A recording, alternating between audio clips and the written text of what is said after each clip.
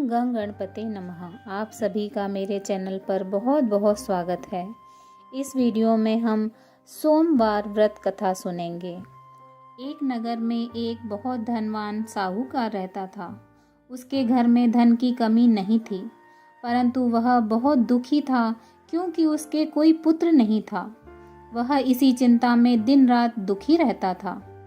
पुत्र की कामना के लिए वह प्रत्येक सोमवार शिव जी का व्रत और पूजन किया करता था तथा सायकाल में मंदिर जाकर शिव जी के सामने दीपक जलाया करता था।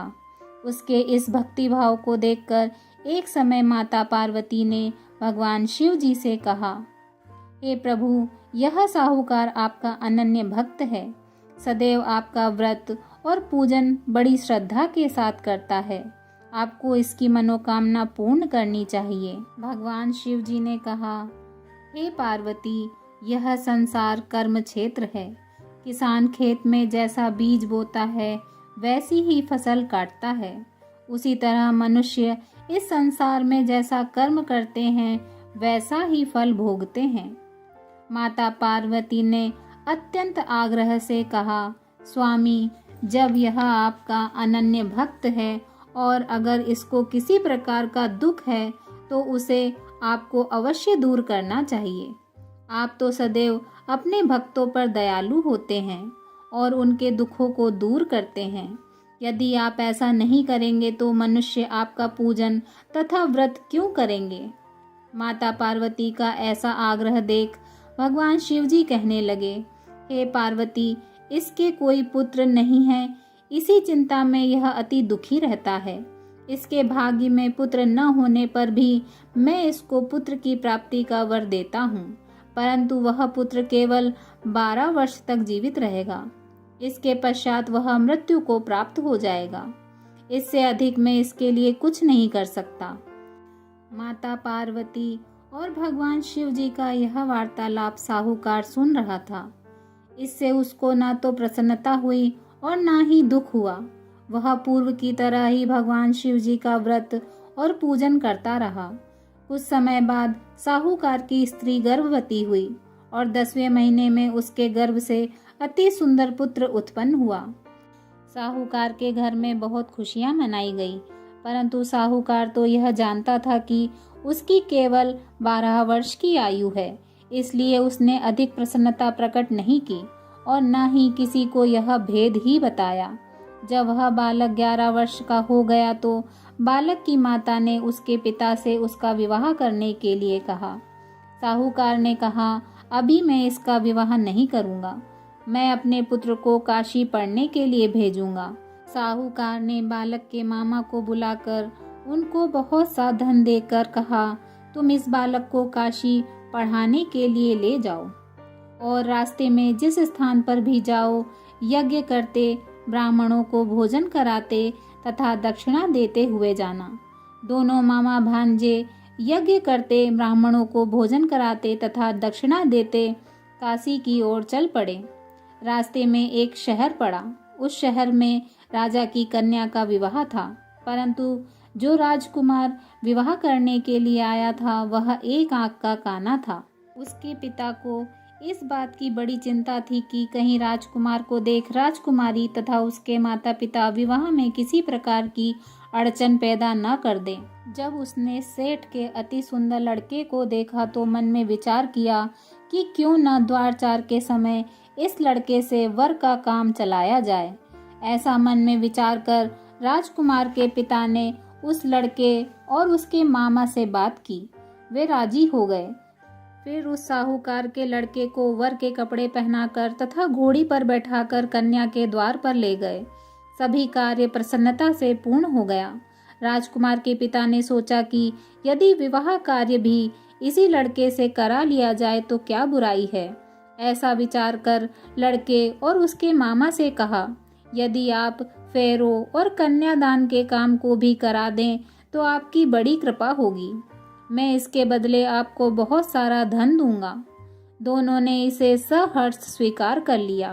विवाह कार्य बहुत अच्छी तरह से संपन्न हो गया। सेठ का पुत्र जिस समय जाने लगा तो उसने राजकुमारी की चुनरी के पल्ले पर लिख दिया, तेरा विवाह मेरे साथ हुआ है, परंतु जिस राजकुमार के साथ तुमको भेजेंगे वह एक आंख का काना है। मैं काशी पढ़ने जा रहा हूँ।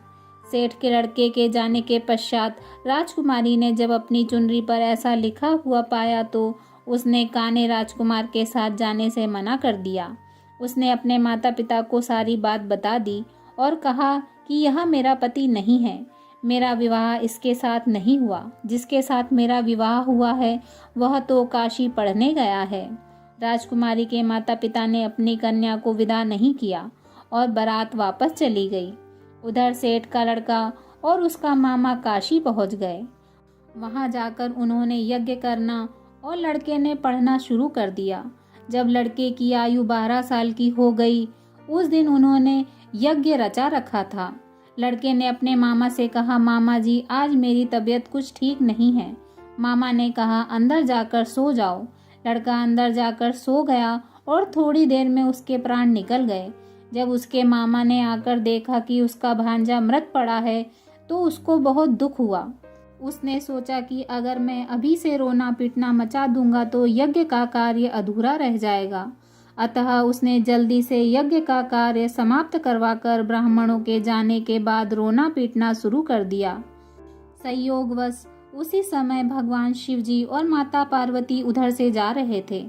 जब उन्होंने जोर जोर से रोने की आवाज सुनी तो माता पार्वती जी कहने लगी, स्वामी कोई दुखिया रो रहा है, इसके कष्ट दूर कीजिए।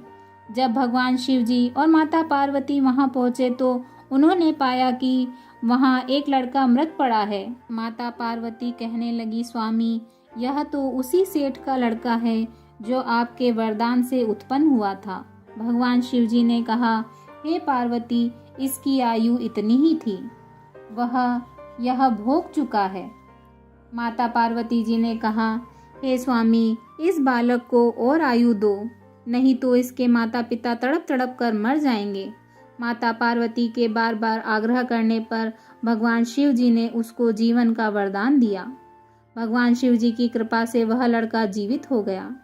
भगवान शिव जी और माता पार्वती कैलाश पर्वत को चले गए। शिक्षा पूर्ण होने पर वह लड़का और उसका मामा उसी प्रकार यज्ञ करते, ब्राह्मणों को भोजन कराते तथा दक्षिणा देते अपने घर की ओर चल पड़े। रास्ते में उसी शहर में आए जहां उसके लड़के का वहां की राजकुमारी से विवाह हुआ था। वहां आकर उन्होंने यज्ञ आरंभ किया। उस लड़के के ससुर वहां के राजा ने उसको पहचान लिया और महल में ले जाकर उसकी बहुत आवभगत की। बहुत से दास दासियों सहित आदर पूर्वक अपनी राजकुमारी और जमाई को विदा किया। जब वे अपने शहर के निकट आए तो मामा ने कहा कि मैं पहले तुम्हारे घर जाकर तुम्हारे माता पिता को खबर कर कर आता हूँ। जब उस लड़के का मामा घर पहुंचा तो उसने देखा कि लड़के के माता पिता घर की छत पर बैठे थे। उन्होंने यह प्रण कर रखा था कि यदि हमारा पुत्र सकुशल लौट आया तो हम राजी खुशी नीचे आ जाएंगे, नहीं तो छत से गिरकर अपने प्राण दे देंगे।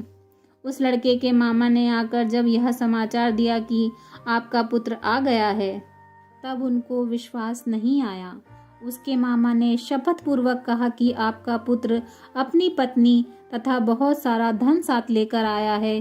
तो सेठ प्रसन्नता से भर उठा। सेठ सेठानी आनंद पूर्वक नीचे आए। बाहर आकर उन्होंने अपने पुत्र तथा उसकी पत्नी का भरपूर स्वागत किया। सभी प्रसन्नता के साथ रहने लगे।